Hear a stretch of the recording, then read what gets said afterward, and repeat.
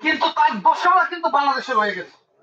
তারা যে কোনো মূল্যে বাংলাদেশে একটি অস্থির পরিবেশ তৈরি করতে চায় এবং সংখ্যালঘুদের উপরে, উপজাতিদের উপরে বিভিন্ন সময় হামলা, মামলা এবং আক্রমণের মধ্য দিয়ে এক ধরনের অরাজকতা তৈরি করে দায়ভার বিএনপির উপরে চাপাতে চেয়েছিল। আমরা সতর্ক থাকার কারণে এবং আপনারা সচেতন থাকার কারণে এই ব্যর্থ চেষ্টা তাদের পুরোপুরি ব্যর্থ হয়েছে। যাই হোক, আমি বক্তব্য দীর্ঘায়িত করবো না, শুধু এটুকু বলবো, আওয়ামী লীগ সরকার যখনই ক্ষমতায় আসে বাংলাদেশের মানুষ তাদের ন্যায্য অধিকার থেকে বঞ্চিত হয়। গত 16 বছর আপনারা কিন্তু ভোটাধিকার প্রয়োগ করতে পারেননি। পারছিলেন আপনারা? আপনারা ভোটাধিকার প্রয়োগ করতে পারেননি। বাংলাদেশের মানুষ ভোট কেন্দ্রে গিয়ে লাইনে দাঁড়িয়ে নির্বিঘ্নে পছন্দের প্রার্থীকে ভোট দিবে এই অবস্থা আওয়ামী লীগ কিন্তু রাখেনি। কিন্তু আমাদের নেতা জনাব তারেক রহমান একটি কথা বলতেন, যদিও তার বক্তব্য রেডিও বা টেলিভিশনে প্রচার হতো না, এমনকি পত্রিকাও ছাপা হতো না।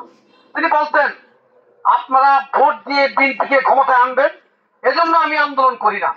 আমি আন্দোলন করি আপনারা যাতে আপনাদের ভোটের অধিকার ফেরত পান, অর্থাৎ ভোট কেন্দ্রে গিয়ে নির্বিঘ্নে যাতে পছন্দের প্রার্থীকে ভোট দিতে পারেন।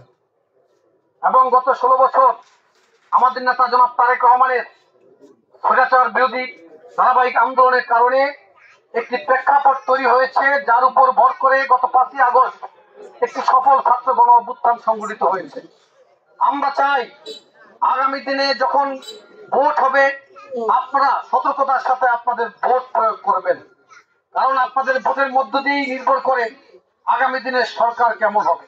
এমন সরকার নিশ্চয়ই আপনারা নির্বাচিত করবেন না যারা বাংলাদেশের ফ্যাসিবাদকে আবার ফিরিয়ে আনবে, যাদের কারণে আদালতে আইনের শাসন ব্যাহত হয়, এমন সরকার নিশ্চয়ই আপনারা চান না।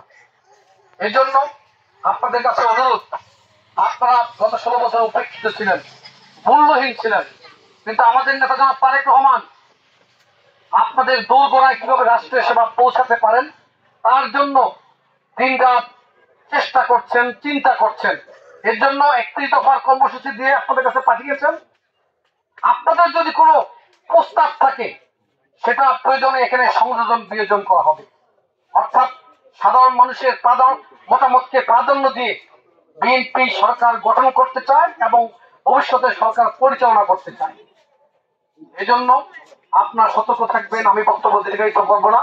আপনাদের যদি কোন রকমের সমস্যা হয় আপনারা আমাদের এই অঞ্চলে যে সব নেতৃবৃন্দ রয়েছেন, যুবদলের নেতা রয়েছেন, বিএনপি নেতৃবৃন্দ রয়েছেন, তাদেরকে আপনারা জানাবেন। এই ব্যাপারে আমাদের নেতা জনাব তারেক রহমান খুবই সতর্ক রয়েছেন। বাংলাদেশের একজন তারেক রহমান বীরের বেশে আসবে ফিরে বাংলাদেশে, তারেক রহমান বীরের বেশে নেত্রী আছেন,